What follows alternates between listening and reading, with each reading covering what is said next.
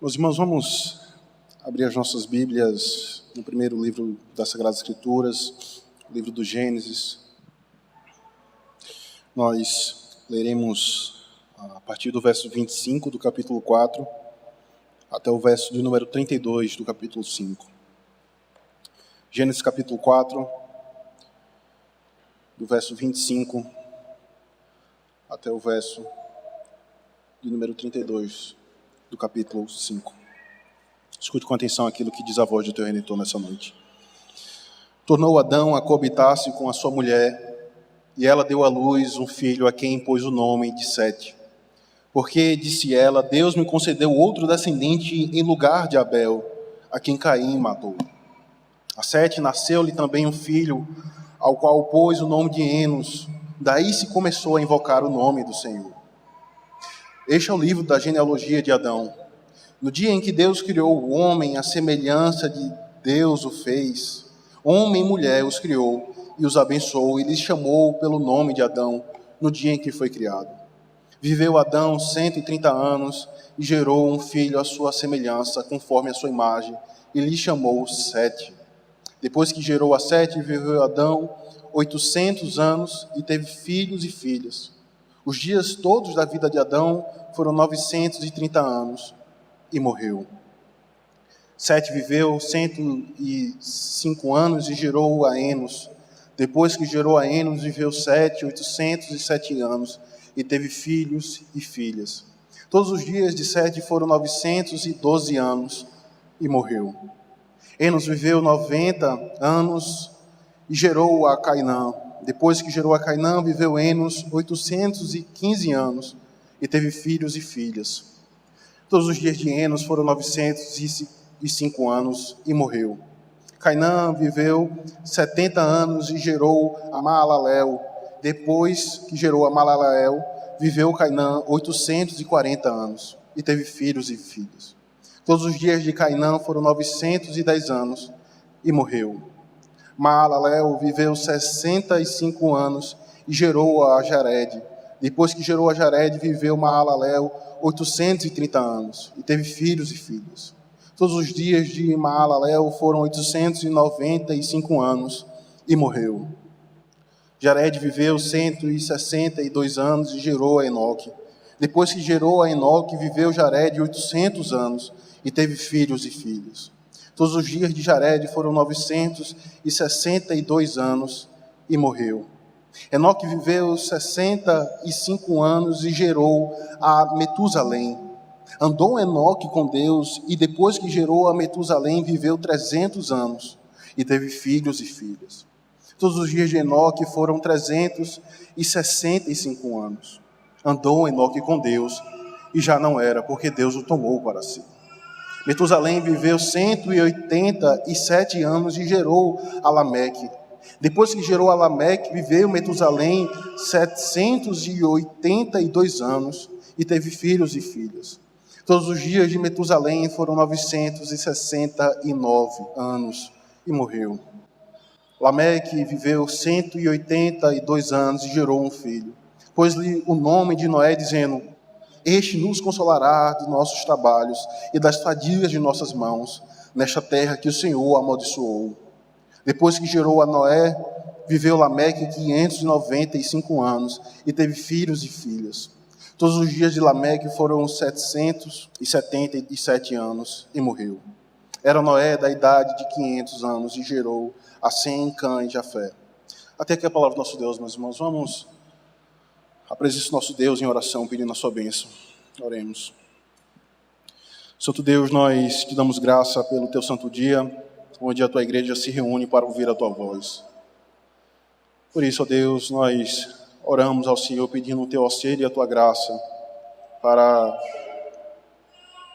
discernir a tua voz, para compreender a tua lei, a fim de podermos vivermos para a tua glória e cultuar ao Senhor de acordo com a tua palavra, Deus. Ajuda-nos, ó Deus, porque para onde nós iremos, se só tu tens as palavras de vida eterna? Por isso, alimenta a tua igreja nessa noite. Nós oramos por nosso Senhor e Salvador Jesus Cristo. Amém. Amém.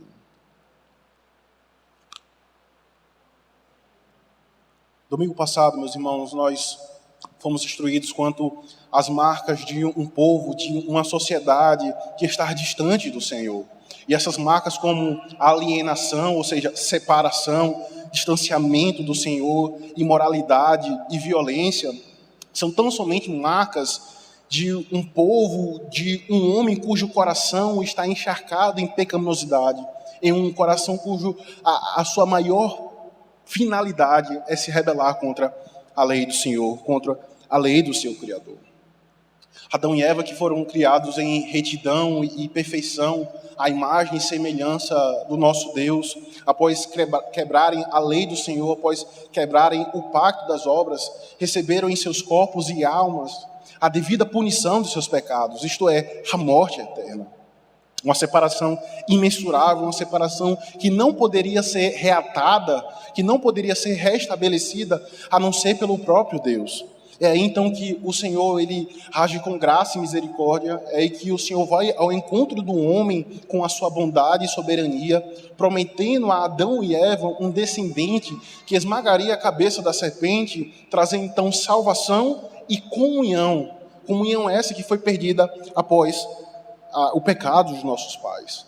Contudo, até a chegada daquele que esmagaria a cabeça da serpente, até a chegada do Messias, um longo caminho, um longo trajeto é traçado até a chegada do nosso Redentor. Um caminho muitas vezes mesclado por alegria e tristeza, mesclado por esperança e desesperanças.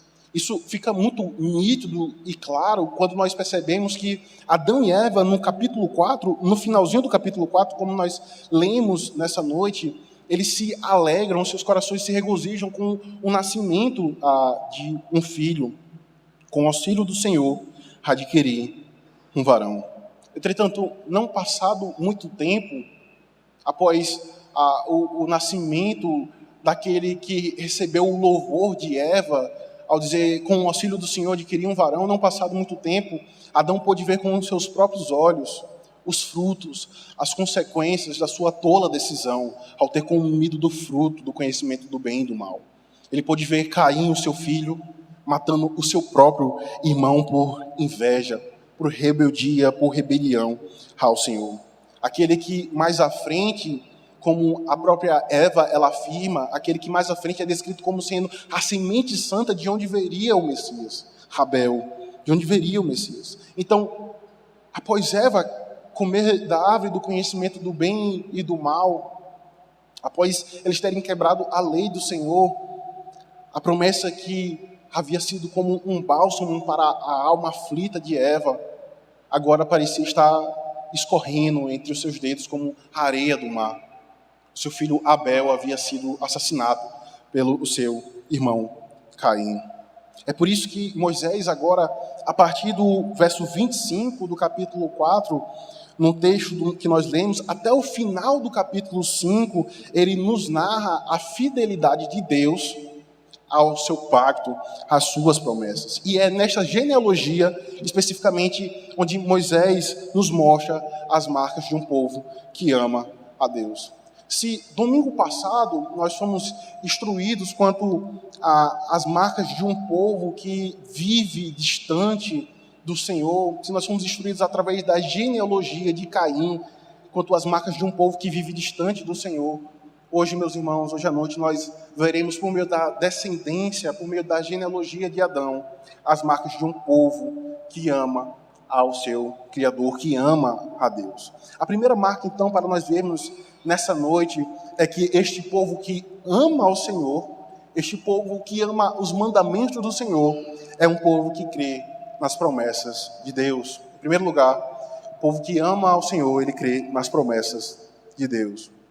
O final do capítulo 4 e o todo do capítulo 5 de Gênesis é uma genealogia, ou uma outra palavra que poderia ser substituída para genealogia é catálogo. Então, o capítulo 4 e o todo do capítulo 5 é uma genealogia, é um catálogo dos descendentes de Adão até a época de Noé, como já é descrito nos finalzinhos do capítulo 5. Embora apenas 10 ou 9 gerações sejam aqui mencionadas na genealogia de Adão, é bem provável que outros homens, é bem provável que outras mulheres, outros nomes estivessem listados nessa genealogia, que haviam sido gerados por Adão e Eva antes dessa genealogia ela ser narrada. Mas tratando especificamente da genealogia, desses nomes que nós lemos nessa manhã, nós podemos chegar à conclusão que eles eram como pilares da fé em uma época cada vez mais ímpia e perversa, em uma época cada vez mais imoral e adúltera, como nós vimos domingo passado. Eles representavam a Deus com tanta piedade e constância e veemência que os seus nomes foram registrados para o ensinamento das futuras gerações. Diante de um contexto hostil, diante de um contexto depravado, em resumo, essa genealogia ela nos ensina que é sim possível viver para a glória do Senhor, que é sim possível viver para a glória de Deus. Martinho Lutero, ele comentando essa genealogia de Adão, essa passagem específica, ele nos diz que não devemos pensar que esses nomes são comuns de pessoas comuns, mas ao lado dos heróis da fé que são descritos em Hebreus capítulo 12, eles foram homens mais destacados que este mundo já produziu, homens dos quais o mundo não era digno. Ele afirma, não devemos pensar que esses são nomes comuns de pessoas comuns, mas que esses homens, esses nomes, ao lado dos que são descritos em Hebreus capítulo 12, foram homens dos quais o mundo não era digno. Entretanto, o contexto do final do capítulo 4, como nós vimos domingo passado, como nós estamos vendo esta noite, era um contexto de dor e de impiedade, um contexto de perversidade marcada pela descendência de Caim. Um contexto onde a descendência de Caim, ela aparentava crescer cada vez mais e dominar e expandir o mundo. Mas foi aí que aquele, como o apóstolo Paulo ele diz lá em Efésios, que faz todas as coisas conforme o conselho da sua vontade, foi aí que aquele que está nos céus e tudo faz como lhe agrada, como o salmista nos diz no Salmo 115, foi que ele levantou o seu remanescente fiel. Foi que ele levantou um descendente de onde viria o Messias, aquele a quem Eva diz que Deus concedeu outro descendente no lugar de Abel, a quem Caim havia matado. Percebam as verdades que estão por trás dessa narrativa que nós lemos essa noite, meus irmãos. O progresso da revelação, a história da Bíblia, em várias ocasiões, nos narra e nos mostra o nascimento de um filho, de um bebê que faz toda a diferença entre a vitória e a derrota do povo do Senhor, entre a esperança e desesperança do povo de Deus. Foi durante os anos mais difíceis, se os irmãos lembrarem, do povo do Senhor, dos judeus no Egito, que o Senhor levantou um homem. Foi que Moisés nasceu para se tornar o libertador do seu povo. Quando Israel estava caminhando a passos largos para a sua própria ruína, sob o governo de Saul, foi que Deus deu a promessa, foi que Deus deu a Jessé um filho chamado Davi, a quem ele assumiria o trono e levaria novamente o povo do Senhor a adorar a Deus com fidelidade. Notem, apesar dos ataques, apesar das tentativas de Satanás de cortar a semente santa, apesar de todos esses feitos de Satanás, inclusive também por meio da desobediência do povo do Senhor, Deus ele sempre permanece fiel ao seu pacto, à sua aliança. Deus sempre cumpriu a promessa de que ele enviaria um redentor para libertar e salvar o seu povo. Então, é o voltar-se constantemente para as promessas que o Senhor evidencia à sua igreja, é o voltar-se constantemente para as promessas que o Senhor anunciou durante as gerações, é que demonstram o meu amor a Ele. E que promessas são essas, meus irmãos? Notem, percebam, você não as conhecerá, você não saberá distingui-las, essas promessas do Senhor, a menos que você volte para a sua palavra, a menos que você busque ler constantemente a palavra do Senhor. As Sagradas Escrituras, meus irmãos, é o baú, por assim dizer, onde as promessas do Senhor, onde os tesouros das promessas do Senhor estão contidas, estão localizadas. Thomas Watson, ele diz que um homem piedoso, ele mostra o seu amor à palavra de Deus por meio de uma leitura diligente da palavra do Senhor. É o voltar-se constantemente para as promessas do Senhor que revela o meu amor ao meu Senhor. Então, nesse sentido, meus irmãos, nós podemos concluir que as marcas, ou a marca de um povo, de uma igreja, de um crente que ama verdadeiramente ao Senhor, é que ele constantemente volta-se para as suas promessas. Ele crê nas promessas que foi revelada na palavra do Senhor. Percebam, Eva estava em um contexto de dor e de desesperança, não somente pelo fato de ela ter comido o fruto do conhecimento do bem e do mal, mas com seus próprios olhos ela poderia ter visto o seu filho Caim matando Abel. Agora ela carregava em sua consciência o peso da culpa de ter transgredido a lei do Senhor, como também a desesperança da morte do seu filho. Mas foi o voltar-se para as promessas do Senhor que trouxe ânimo, que trouxe alegria ao seu coração, que demonstrou que ela realmente amava o Senhor. É por isso que no final do capítulo 4 que nós lemos nessa noite, ela diz: Deus me concedeu outro descendente no lugar de Abel, a quem Caim matou. Essa, por assim dizer, meus irmãos, é a primeira marca de um povo que ama ao Senhor, de um povo que ama a Deus. Ele crê em suas promessas.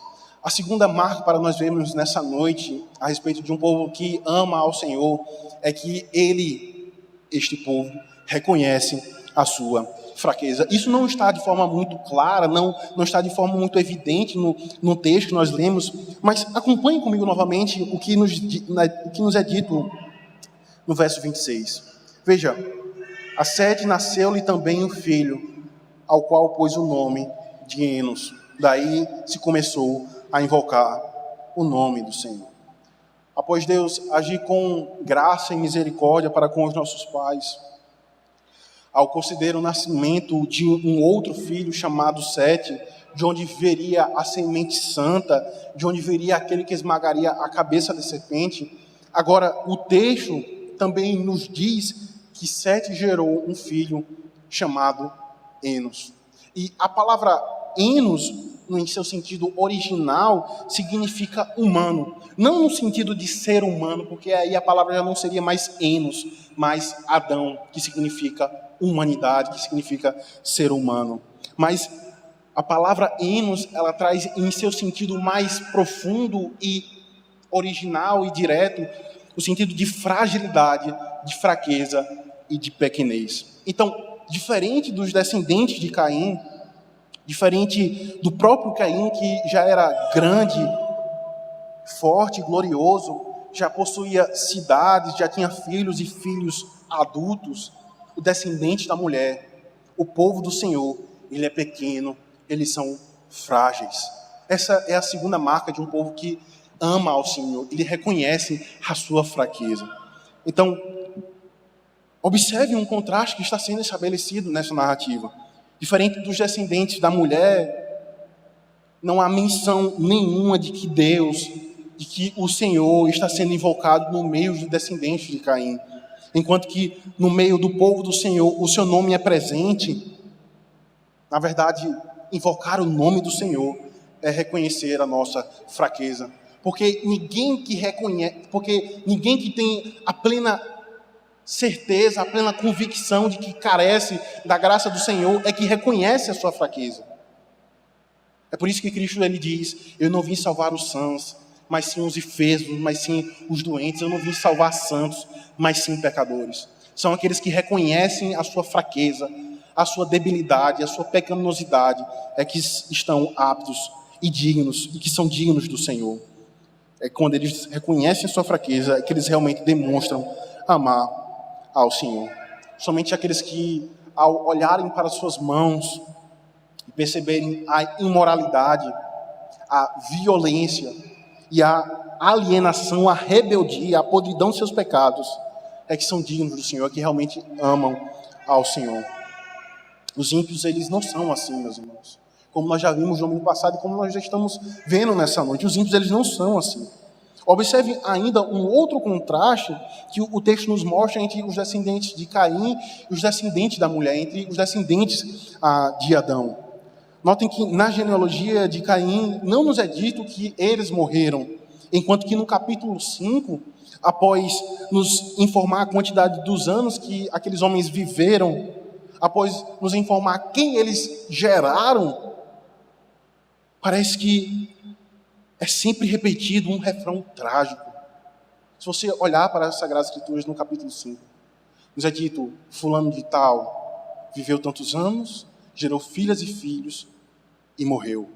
Enquanto que na descendência de Caim, essa palavra ela não aparece. E é lógico que os descendentes de Caim, eles também morreram. Mas o ponto é que em seus corações, os ímpios, em seus corações, os descendentes de Caim, eles pensam que viverão para todo sempre, justamente porque eles não reconhecem as suas fraquezas, justamente porque eles não reconhecem que eles são pó e ao pó retornarão. Enquanto que o povo do Senhor, no todo das Sagradas Escrituras, por vezes é descrito como um peregrino, como sendo um estrangeiro, como sendo alguém que não possui a sua pátria fincada neste mundo, mas tendo a sua pátria nos novos céus e na nova terra. Os ímpios, eles não reconhecem isso. E eles vivem como se fossem a viver aqui por toda a eternidade. Por toda a eternidade. Philip Henry, pai do pastor presbiteriano Matthew Henry, comentando esse contraste entre os descendentes de Caim e os descendentes da mulher, ele diz o seguinte: estes frágeis homens viveram o que viveram no temor do Senhor. E quando morreram como a relva do campo, que cresce e logo desaparece. Mas quanto aos ímpios, não importa.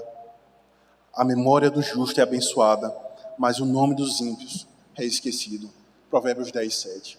Philip Henry, ele diz que esses homens frágeis, eles viveram o que viveram no temor do Senhor. E quando morreram como uma relva do campo, que cresce e logo desaparece. Mas diferente dos ímpios que não reconhecem a sua fraqueza, os justos diante do Senhor é lembrado para todo sempre. A sua memória é abençoada, mas o nome dos ímpios é esquecido. É fato, meus irmãos, que aqueles homens no passado viveram vários e vários anos. Matusalém, por exemplo, viveu 969 anos. Mas a grande questão é que eles invocavam ao nome do Senhor com um reconhecimento de suas fraquezas, como também da dependência do Senhor. É um fato também que o melhor entre nós que se encontra aqui essa noite alcançará 80, 90, no máximo estourando 100 anos. Mas a grande questão, meus irmãos, a grande aplicação desta verdade é que nós devemos, a semelhança do salmista, dizer: Senhor, ajuda-me a contar os meus dias, sejam eles 30, 50, 70, 80 anos, mas ajuda-me para que eu alcance um coração sábio diante do Senhor. Porque a verdadeira sabedoria, ter um coração sábio, é justamente aquilo que o profeta Miqueias ele vai dizer. Ele te declarou, ó homem, o que é bom, e o que o Senhor te pede é: pratique a justiça, ames a benignidade e andes humildemente com o Senhor. Nós devemos orar ao Senhor, pedindo o auxílio dEle para que Ele nos ajude a contar os nossos dias. Não para sermos ricos e poderosos, como os ímpios, eles ambicionam isso nesta terra, mas para termos uns corações sábios, que é evidenciado na prática da justiça, na benignidade e no andar humildemente com o Senhor. Um outro pastor chamado James Boyce, um pastor presbiteriano já falecido, ele comentando entre esse contraste e sobre a genealogia de Adão, ele diz: você e eu somos pessoas como os patriarcas de Gênesis 5. Somos homens e mulheres frágeis e pequenos. O mundo pode não prestar muita atenção em nós. De fato, quanto mais parecidos com Cristo, menos o mundo se interessará por nós. Mas a grande questão é: Deus está interessado. E esse fato, por si só, deve nos encorajar a viver para Ele e clamar por Ele, reconhecendo a nossa humildade, reconhecendo a nossa fraqueza. Essa foi a segunda marca, meus irmãos, de um povo que verdadeiramente ama ao Senhor. Essas foram as marcas aplicando ao teu coração de um crente que ama ao Senhor. Ele crê nas promessas do Senhor, como ele também reconhece a sua fraqueza. Não apenas no momento da sua conversão, onde ele é tomado pelo senso da sua pecaminosidade, por isso, a semelhança de Saulo, ele se curva e prostra o seu rosto perante o pó, reconhecendo a sua fraqueza, mas ele constantemente reconhece a sua fraqueza diante do Senhor, voltando-se para ele e reconhecendo como sendo o seu Senhor. A terceira marca, meus irmãos, para nós vermos nessa manhã, de um povo que ama a Deus, de um povo que ama ao Senhor, é que ele anda com Deus. É que ele anda com Deus. Em primeiro lugar, ele crê nas promessas de Deus, ele reconhece a sua fraqueza diante de Deus, e ele anda com Deus, e ele anda com Deus. Se os irmãos observarem, Lameque, ele é o sétimo da descendência de Caim, como nós vimos no domingo passado no capítulo 4. No entanto, o sétimo da descendência de Adão é um homem chamado Enoque, E como nós já vimos em escola dominical, em sermões pregados pelo pastor Ageu, o número 7 nas Sagradas Escrituras simboliza a perfeição, ou algo que é completo, algo que é pleno em si mesmo. É como se existisse uma montanha, e o topo dessa montanha, o ápice dessa montanha fosse o número 7.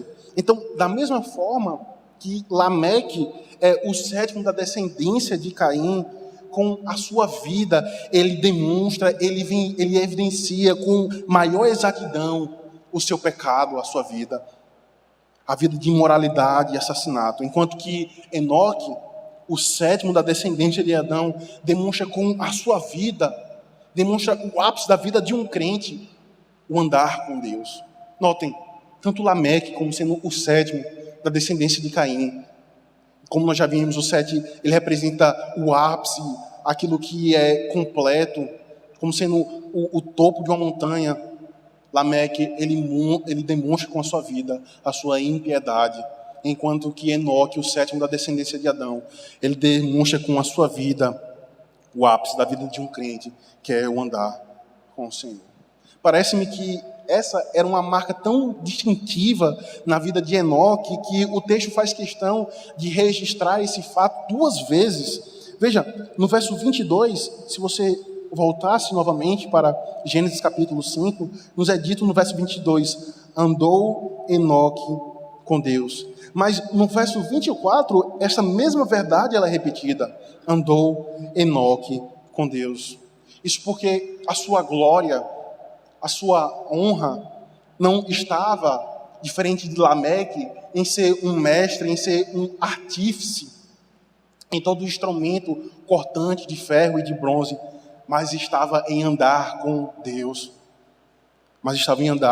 Se alguém perguntasse a Enoque, o que você faz da vida? Será que você é um artífice de elementos de ferro e bronze que podem cortar? Certamente Enoque responderia, eu amo ao meu Senhor e com Ele eu ando. A ênfase não é dada nos posses e títulos, ou até mesmo no que ele sabia fazer, mas a ênfase que é dada na vida de Enoque, e que deve ser a ênfase na vida de todo crente, é que ele anda com o seu Deus, ele ama ao seu Senhor, Mas o que significa esse andar com o Senhor?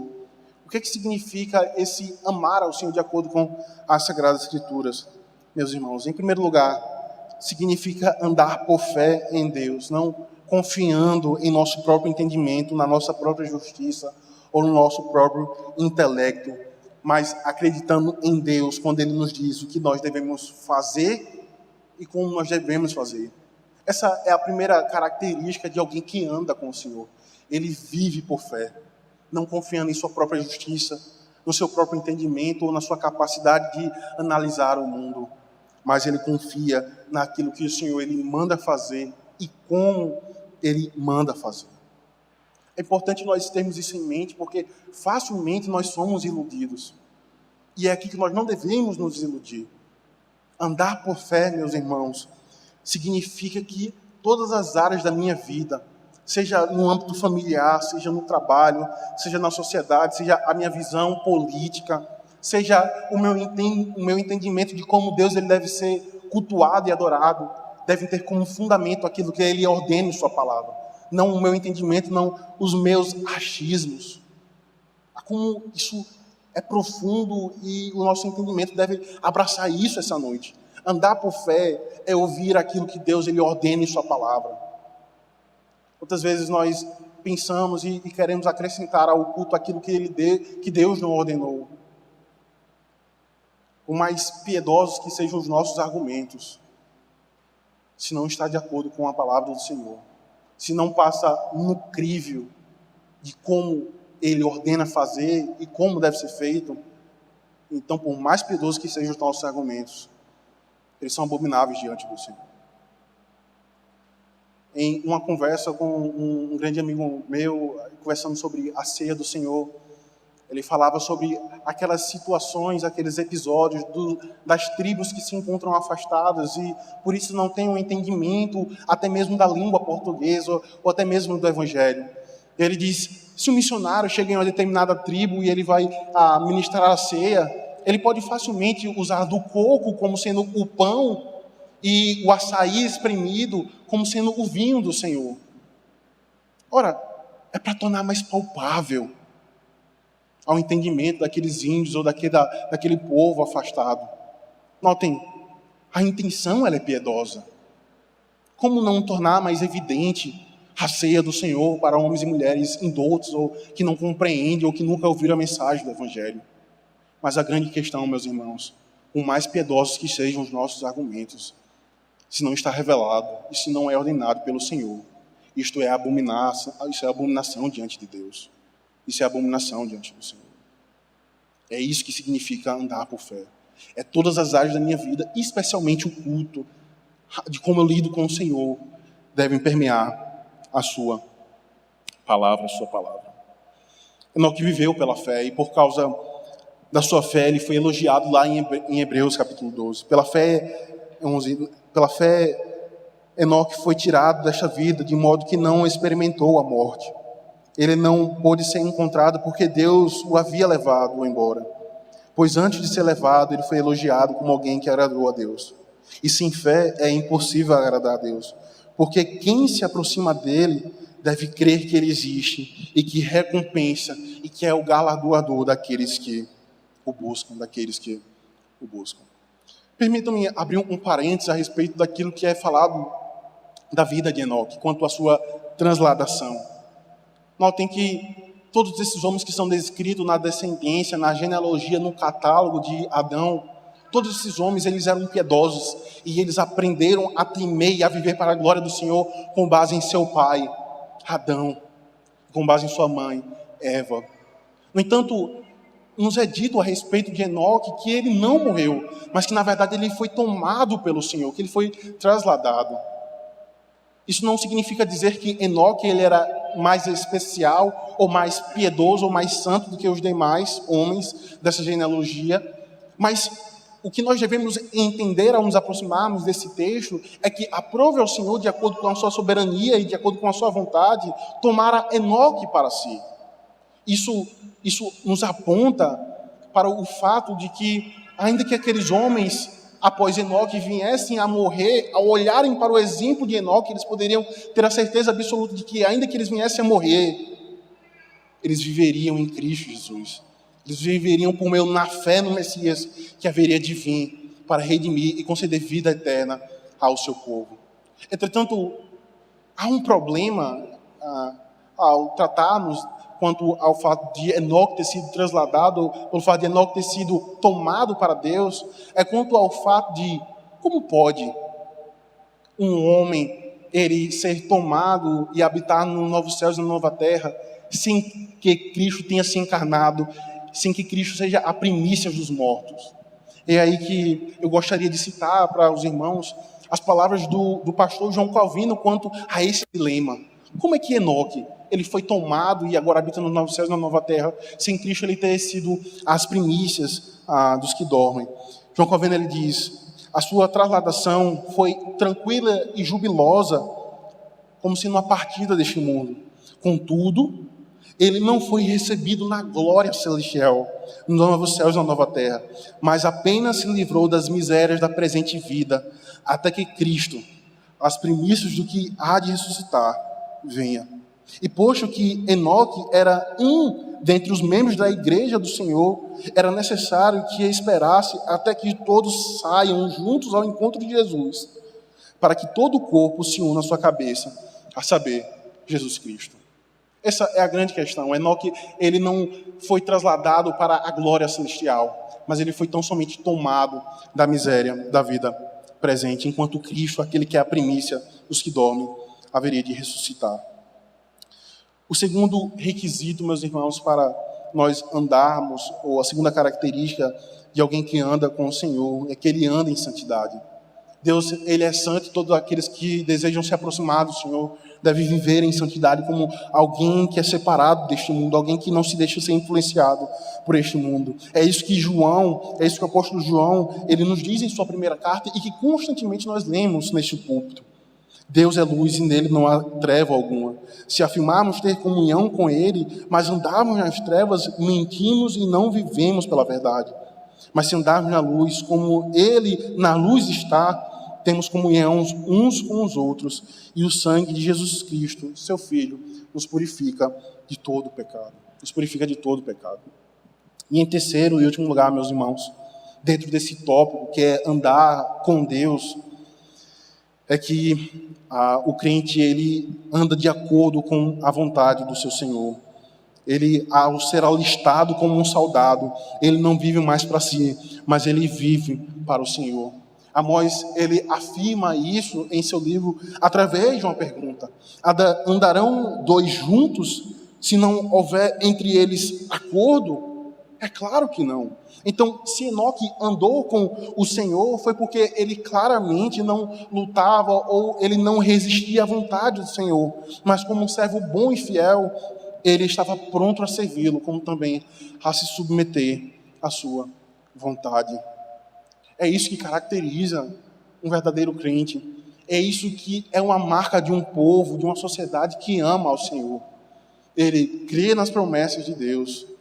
Ele reconhece a sua fraqueza diante de Deus e ele anda com Deus, que é o seu Criador. A quarta e última marca, meus irmãos, de um povo que que ama ao Senhor, que ama a Deus, é que este povo, ele anseia pelo descanso dado por Deus. Recapitulando, este povo, ele crê nas promessas de Deus, ele reconhece a sua fraqueza, ele anda com Deus e ele anseia ardentemente o descanso dado por Deus. O descanso dado por Deus. A genealogia, meus irmãos, ela já está caminhando para o fim. E nos é dito no verso 28, se você puder acompanhar comigo, que um homem chamado Lameque gerou aquele que seria o último do catálogo, o último da genealogia de Adão. Um homem que representaria a forma como Deus, a forma como o crente ele vive nessa terra. Veja o que nos é dito no verso 28. Lameque viveu 182 anos e gerou um filho. Pôs-lhe o nome de Noé, dizendo: este nos consolará dos nossos trabalhos e das fadigas de nossas mãos, nesta terra que o Senhor amaldiçoou, nessa terra que o Senhor amaldiçoou. Percebam, meus irmãos, que muito tempo já havia passado desde que os nossos pais foram expulsos do jardim do Éden. Caim já havia matado seu irmão Abel, Caim já havia edificado uma cidade para si, Caim já havia dado continuidade à sua descendência, mas apesar de ter se passado tanto tempo, nos é dito que Lameque, nos é dito que o povo do Senhor mantinha em seus corações a promessa de um descanso eterno. Enquanto que os ímpios desejam cada vez mais aumentar as suas riquezas nessa vida, neste mundo, enquanto que os ímpios buscam fincar mais profundamente as suas raízes nesta terra, O povo do Senhor deseja e anseia ardentemente o consolo, o descanso eterno que somente o Senhor pode dar. Por mais que o povo do Senhor possa amar trabalhar, e aqui Lameque ele não está dizendo que o trabalho é algo ímpio, é algo perverso, mas ele está tão somente anunciando uma verdade, que agora o trabalho ele é doloroso, ele é suado, ele possui atritos em nossas relações, mas o que Lameque ele está nos dizendo, que esse seu anseio é que o Senhor proponha, dê a ele o descanso eterno, um descanso eterno. Por mais que o povo do Senhor, meus irmãos, possa amar trabalhar, servir a Deus e ao seu próximo nesse mundo, eles vão desejar muito mais que Deus traga descanso. Eles vão desejar muito mais que Deus venha e coloque um ponto final nessa história de miséria e pecado do que qualquer outra coisa. Percebam que ele está ansioso para que a maldição acabe nesta terra que o Senhor amaldiçoou, onde eu não mais precisarei de um sacrifício para se encontrar com Deus, mas que agora, finalmente, após a maldição ter sido cessada e após eu ansiar o descanso eterno, eu poderei ver o meu Senhor e ter comunhão com Ele, assim como os nossos pais tinham no jardim. Eu poderei ver Ele face a face, assim como Ele me vê e assim como Ele me conhece. Ansiar o descanso dado pelo Senhor, meus irmãos, significa dizer que todas as coisas que neste mundo foram criadas para refletir a glória do Senhor, comparados com o descanso eterno, perdem o seu valor, perdem o seu sentido, porque eu irei habitar eternamente com o meu Senhor para todo sempre, para todo sempre. Percebam, meus irmãos, que colocando lado a lado, colocando esse paralelo, domingo passado nós vimos as marcas de um povo que odeia, de um povo distante do Senhor. Eles são alienados, eles são imorais, e eles amam a violência. Mas hoje o Senhor nos instrui quanto às marcas de um povo que ama ao Senhor. Este povo, ele crê nas promessas do Senhor. Esse povo reconhece a sua fraqueza diante de Deus. Ele anda com Deus. E ele anseia o descanso que somente pode ser dado pelo próprio Deus. Pelo próprio Deus. Mas percebam que, apesar desses homens como Sete, Enos, Enoque e até mesmo Noé terem sido grandes homens piedosos, terem sido baluartes da verdade em um contexto, em uma época cada vez mais perversa e ímpia, esses homens eles não podem nos salvar, como também eles não podem salvar a si mesmos. É por isso que quando nós olhamos para o Cristo, o nosso Redentor, aquele descendente que esmagou a cabeça da serpente, nós podemos ter a certeza absoluta de que a promessa ela se cumpriu, e a promessa que ele voltará para buscar a sua igreja há de se cumprir.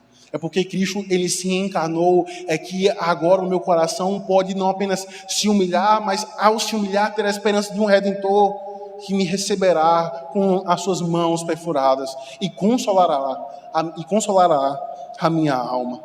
Porque Cristo ele pisou a cabeça da serpente.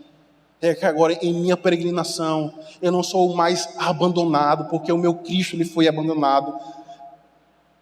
Foi porque Cristo ele pisou a cabeça da serpente. É que agora eu posso anseiar o descanso eterno. De modo que o que está acontecendo neste momento, no aqui e agora, é apenas uma demonstração daquilo que nós passaremos a desfrutar para todo sempre e sempre na presença do nosso Senhor e Salvador Jesus Cristo. Que o Senhor nos abençoe, meus irmãos, e nos leve a vivermos vidas piedosas que amam ao Senhor, que creem em suas promessas, que reconhecem constantemente a nossa fraqueza, que anda com o Senhor e que anseia pelos novos céus e pela nova terra. Que o Senhor nos abençoe em Cristo. Amém. Amém.